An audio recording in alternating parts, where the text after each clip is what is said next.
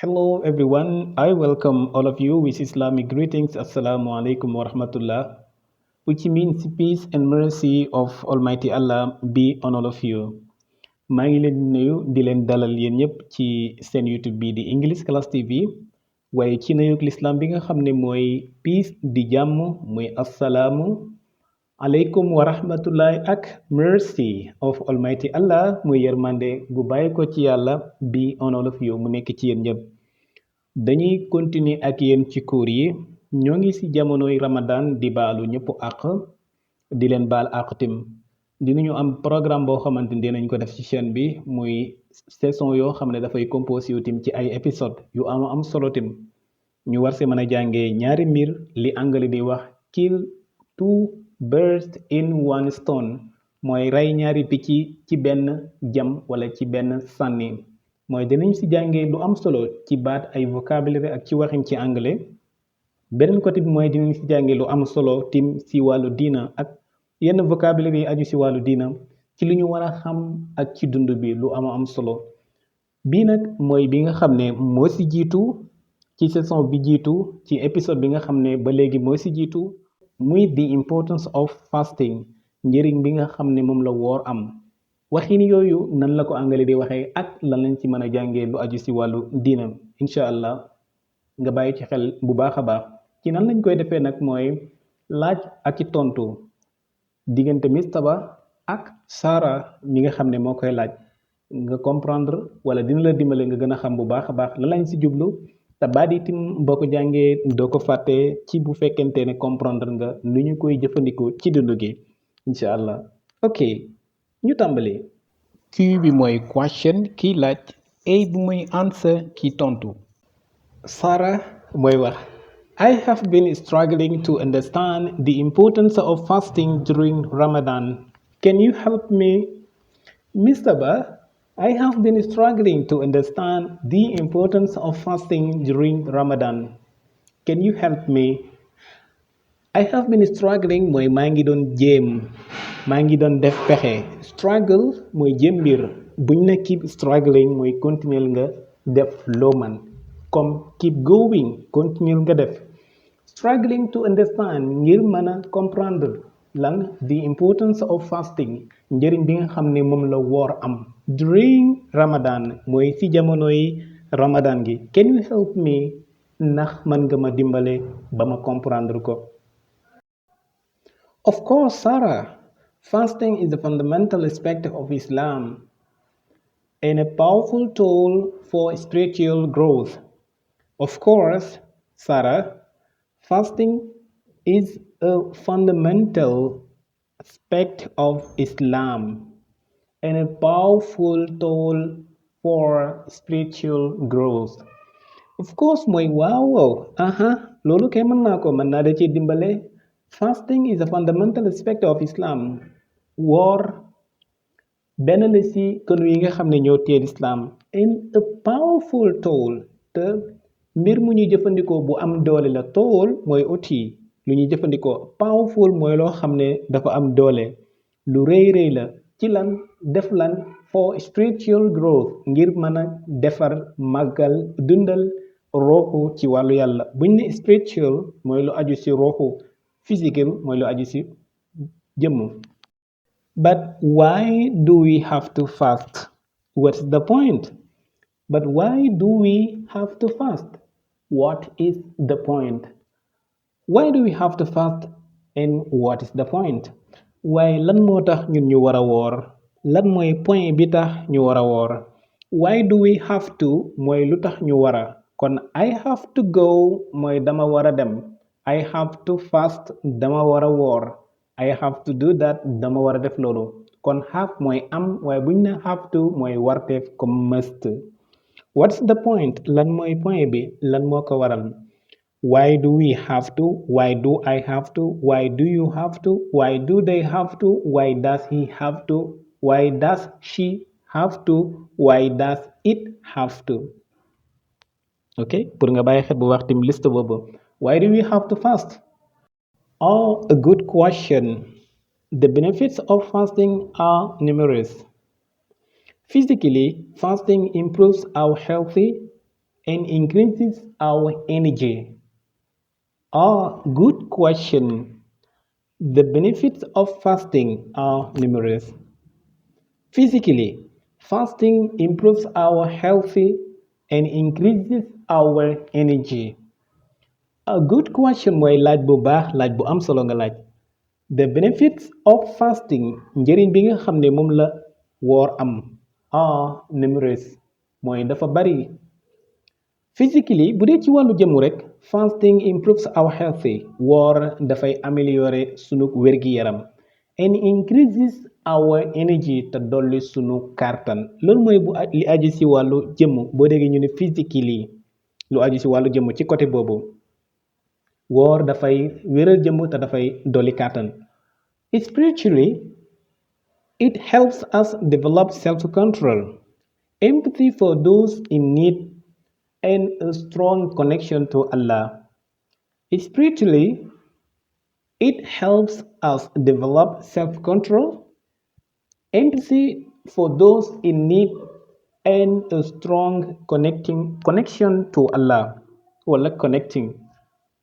Ci wàllu jëm ci wàllu roxo mooy spiritually ci wàllu gëm-gëm it helps us develop self control dañuy dimbale ñun ñu am développement ci lu ñu war a contrôler suñu bopp ci li ñu war a def empathy for those in need ak ñeewantal ñi nga xam ne soxla nañu ko wala dimbale leen and a stronger connection to Allah ak dëgërluwaay wala connexion wala taqoo yàlla taqoo bu dëgër mooy stronger. I see. But how does fasting help us develop self control? Kon ci tontu bi mujj bi la ñuy def indiwaat détail ci benn par benn. But how does fasting help us develop self control? How does fasting help us develop self control? Control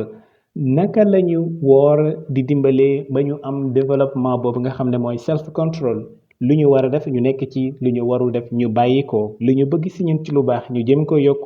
li ñu tere woon ci lu bon ñu fexe ba gën koo bàyyi mooy self control ñu nekk ko jub am loo xam ne mooy tax donc nga bàyyi wala am loo xam ne mooy tax nga def. That's a great question. When we fast, we learn to resist our desires and temptations, to focus on our spiritual growth. That's a great question. When we fast, we learn to resist our desires and temptations, to focus on our spiritual growth. Laaj bu am solo nga def. Li ko waral mooy when we fast bu ñu wooree saa bu ñu wooree rek we learn to resist our desires dañuy jàng jéem a jàmmaarloo xeex ak bañ lu ñu bëggoon lu ñu neexoon ci bakkan ñi ko doon def and temptations ba léegi lu ñu bëggoon la waaye lu ñu mënoon a def ci loo xam ne mën naa am jaarul yoon loolu la ñuy jéem a bàyyi to focus on our spiritual growth ngir ñu mën a concentrer bu baax ci sunu wàllu ruuxu nu mu war a dundee ci wàllu baax ci lu jëm ci yàlla duñ si yem we become more mindful of our thoughts words and actions and strive to live a more virtuous life. We become more mindful of our thoughts words and actions and strive to live more virtuous life. We become mooy dañuy mujjee nekk ci anam boo xam ne we become more mindful dañuy gën a mën a organiser mën a defar mën a bàyyi xel of our thoughts suñuy xalaat li ñuy jël ay décision pour mën ko def ci rafetal ko words wala ay baat yi nga xam ne moom la ñuy wax suñu gémmiñ and actions ak ay jëf yi nga xam ne la ñuy def ci suñuy cër and strive te jéem a dox nag jéem a dem to live a more virtuous life jéem a dem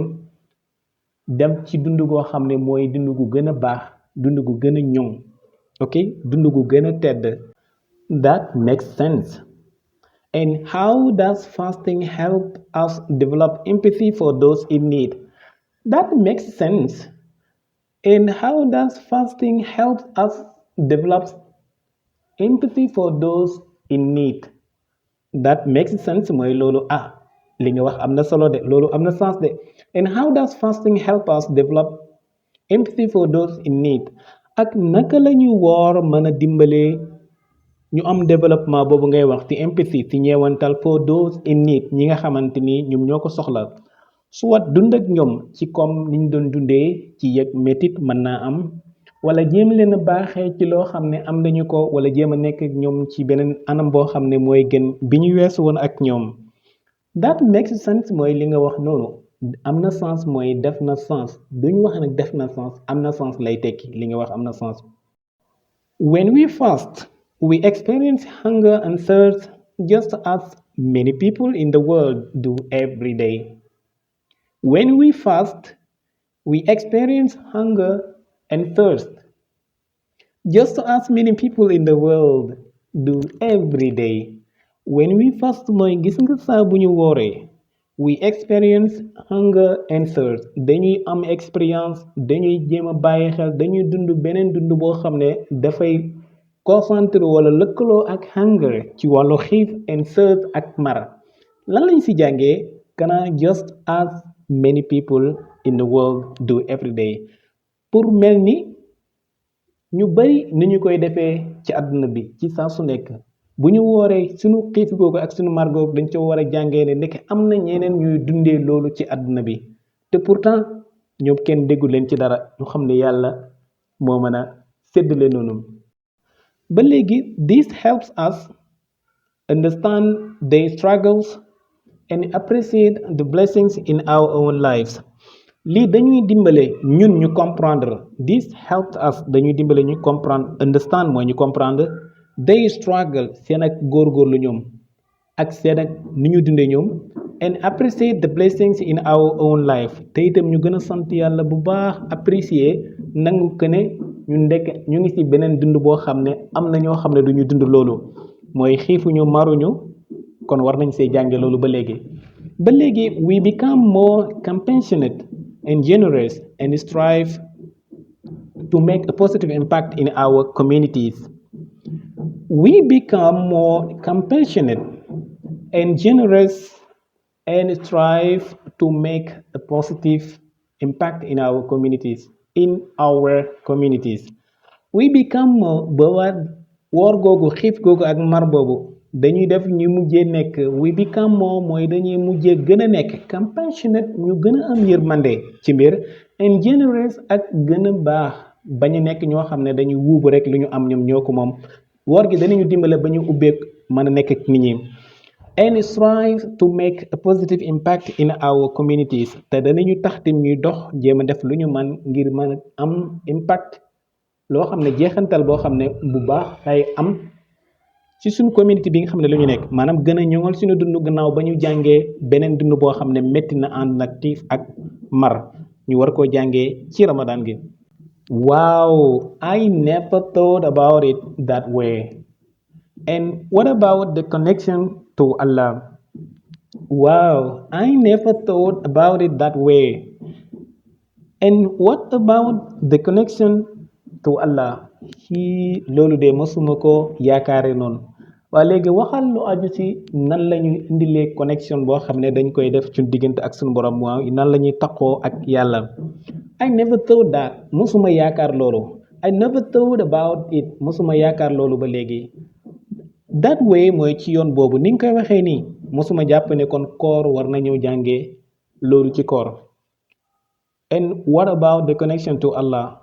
nan mooy nag lu aju ci wàllu connexion bu ñu war a am ak yàlla nan lañ ko mën a jàngee ci koor ok I never thought that mooy mosuma njortu loolu mosuma ko yaakaar Sarah fasting is a way to purify our souls and draw closer to Allah Sarah fasting is a way to purify our souls and draw closer to Allah Sarah